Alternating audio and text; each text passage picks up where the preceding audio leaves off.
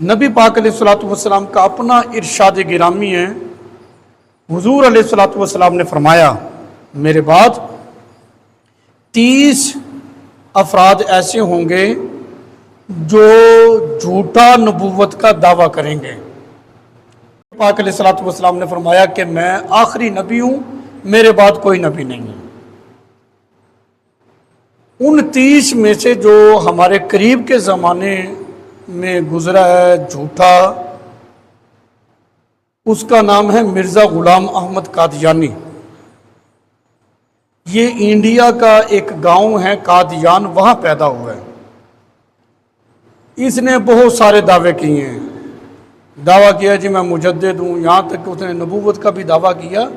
اس کے سب دعوے جھوٹے ثابت ہوئے اور وہ جھوٹا ہے۔ مرزا غلام احمد قادیانی کے اگر نام پر غور کر لیا جائے نا تو پتہ چل جاتا ہے یہ کتنا بڑا جھوٹا انسان ہے۔ اس نے خود ہی اپنے نام کے اعداد لکھے ہیں کہ مرزا غلام احمد قادیانی کہتے ہیں اس نام کے جو اعداد ہیں نا یہ 1300 بنتے ہیں۔ مرزا کے نام کے اعداد 1300 بنتے ہیں۔ تو یہاں سے اس نے یہ مطلب نکالا کہ میں 13ویں صدی کا مجدد ہوں۔ یہ اس نے اپنا ایک مطلب نکالا کہ میں 13ویں صدی کا مجدد ہوں، لہذا میرے نام کا یہ مطلب نکلتا ہے۔ دعویٰ اس نے نبوت کا بھی کیا اور بہت سارے لوگ اس کے ماننے والے بھی ہیں۔ اس کے نام پر ہم غور کریں تو اس کا احمق اور جاہل ہونا بالکل واضح ہو جاتا ہے، اس کا جھوٹا ہونا ثابت ہو جاتا ہے۔ نام کیا ہے؟ غلام احمد۔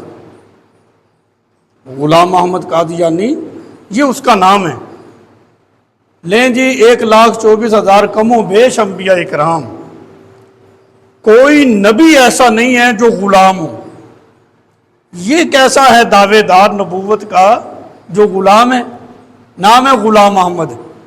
اور بھی غلام تو نبی ہوتا ہی نہیں، اور جو نبی ہو وہ غلام نہیں ہوتا، جو غلام ہو وہ نبی نہیں ہوتا۔ اس احمق اور جاہل کو کم از کم اپنا نام تو درست کر لینا چاہیے تھا نا یہ دعویٰ کرنے کے لیے۔ اور ایک اور چیز یہاں پر بڑی قابل غور اور توجہ طلب ہے، یہ ایک جو سوشل میڈیا ہے نا، بس یہ اس طرح کی گفتگو چلتی رہتی ہے، لوگ اور طرح کی باتیں سنتے رہتے ہیں۔ میں کہتا ہوں بنیادی چیزوں پہ آؤ۔ مرزا غلام احمد قادیانی دعویٰ نبوت کا ہے۔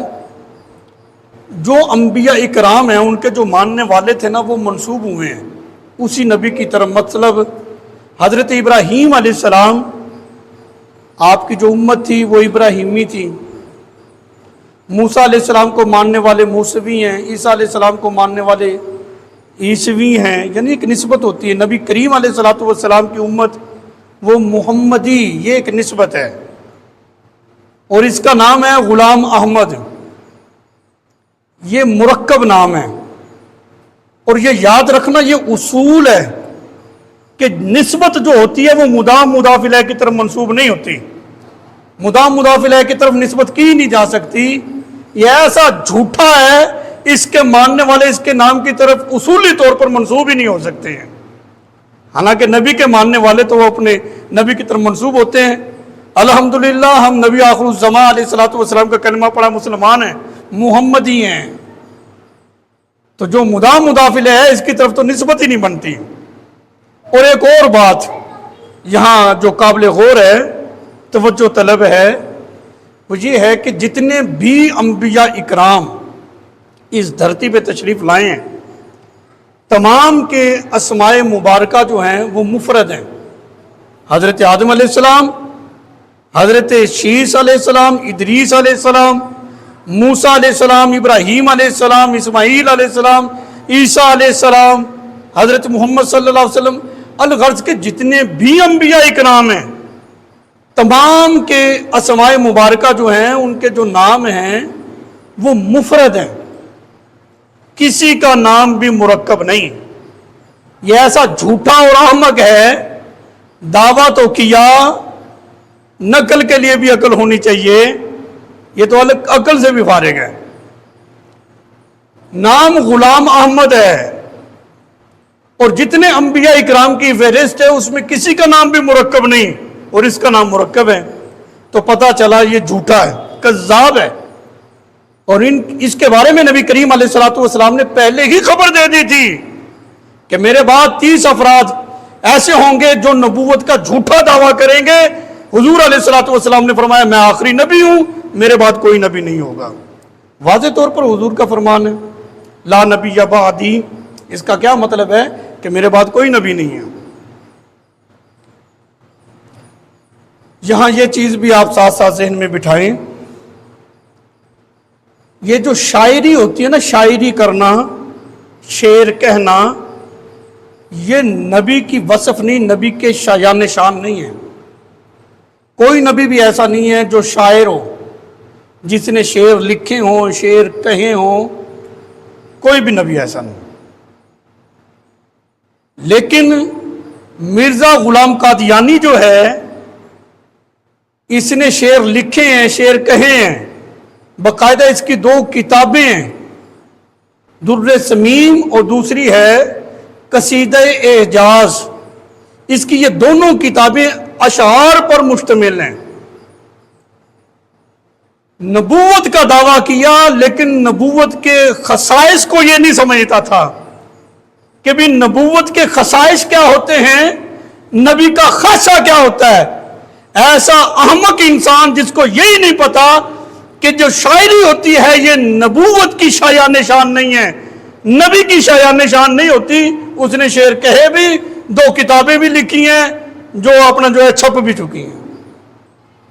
قصیدہ اعجاز در سمیم اس کی کتاب ہے، تو پتہ چلا جھوٹا ہے، کذاب ہے۔ جیسے کہتے ہیں نا بھی جو چور ہوتا ہے نا اپنے نشان ضرور چھوڑتا ہے، یہ نشان خود چھوڑ کر گیا ہے۔ نبی جو ہوتا ہے وہ مصنف نہیں ہوتا، وہ کتابیں نہیں لکھتا۔ تصنیف کرنا، مصنف ہونا، یہ بھی نبی کی صفت نہیں ہے۔ مرزا قادیانی کے جو ماننے والے ہیں بڑے فخر سے کہتے ہیں ہمارے مرزا غلام احمد قادیانی نے اتنی کتب لکھی ہیں، مصنف کتب کثیرہ ہے۔ اور میں نے کہا یہی تو اس بات کی دلیل ہے کہ یہ جھوٹا ہے، یہ نبی نہیں ہے۔ جو نبی ہوتا ہے وہ کتاب نہیں لکھتا، بلکہ جس کو رب دیتا ہے خود اپنی کتاب عطا فرماتا ہے۔ تورات، زبور، انجیل، قرآن مجید اور جتنے بھی صحیفے آئے ہیں، نبی کریم علیہ السلام پر قرآن نازل ہوا ہے، رب نے کتاب دی ہے۔ تو اس کا تصنیف کرنا یہ بھی اس بات کی دلیل ہے، یہ اپنے دعوے نبوت میں جھوٹا ہے، کذاب ہے، ایسا نبی نہیں ہوتا۔ نبوت کا سلسلہ تو حضور علیہ الصلوۃ والسلام پہ آ کر ختم ہو گیا ہے۔ کریم آقا علیہ الصلوۃ والسلام کے بعد کوئی نیا نبی نہیں آ سکتا، بلکہ صورتحال یہاں تک ہے، سرکار علیہ الصلوۃ والسلام تشریف لائے، حضرت عمر بن خطاب رضی اللہ تعالیٰ عنہ کے پاس چند اوراق تھے تورات کے، چند اوراق۔ کریم آقا علیہ الصلوۃ والسلام نے حضرت عمر کے پاس وہ تورات شریف کے چند اوراق ان کے پاس دیکھے۔ سرکار علیہ الصلوۃ والسلام جلال میں آ گئے، ناراضگی کا اظہار کیا۔ حضرت ابو بکر صدیق رضی اللہ تعالیٰ عنہ فرمانے لگے اے عمر تجھے تیری ماں روئے، تجھے پتہ نہیں اللہ کے رسول تم پر ناراض ہو رہے ہیں، تم کیا کر رہے ہو؟ حضرت عمر بن خطاب رضی اللہ تعالیٰ عنہ نے عرض کی میں اللہ اور اس کے رسول کی ناراضگی سے پناہ مانگتا ہوں، اگرچہ تورات کے اوراق میرے پاس ہے، میں حضور علیہ السلام کی شان اس میں تلاش کر رہا ہوں، کوئی اور مقصد میرا نہیں ہے۔ حضور علیہ الصلوۃ والسلام نے فرمایا دیکھو عمر کے بارے میں یہ خدشہ نہیں تھا کہ عمر اسلام لے آیا واپس جائے گا، یہ خدشہ نہیں تھا، لیکن پیغام میسج حضور علیہ الصلوۃ والسلام نے اپنے اس عمل سے اپنی ساری امت کو دی ہے۔ فرمایا عمر سنو، اگر موسیٰ علیہ السلام خود بھی تشریف لے آئے اور تم مجھے چھوڑ کر ان کی اتباع کرنے لگ جاؤ، سنو تم سب کے سب گمراہ ہو جاؤ گے۔ اب موسیٰ علیہ السلام اللہ کے نبی ہیں، سرکار کیا فرما رہے ہیں؟ اگر میری موجودگی میں موسیٰ علیہ السلام بذات خود آ جائیں، تم مجھے چھوڑ کر ان کی اتباع کرنے لگ جاؤ، گمراہ ہو جاؤ گے سب کے سب۔ حالانکہ وہ اللہ کے نبی ہیں، تو پتہ چلا حضور علیہ السلام کی موجودگی میں ان کی اتباع نہیں ہو سکتی۔ جب موسیٰ علیہ السلام کی اتباع نہیں ہو سکتی ہے سرکار کی موجودگی میں، تو یہ مرزا کانے کی اتباع کرنے والے کیسے ہدایت پر ہو سکتے ہیں؟ کتنی جہالت اور کتنا احمقانہ لوگوں کا یہ فیصلہ ہے کہ ایسے شخص کی اتباع کرتے ہیں، اور ایسے شخص کے پیچھے افسوس ہو رہا ہے کہ ملک کو داؤ پہ لگایا جا رہا ہے۔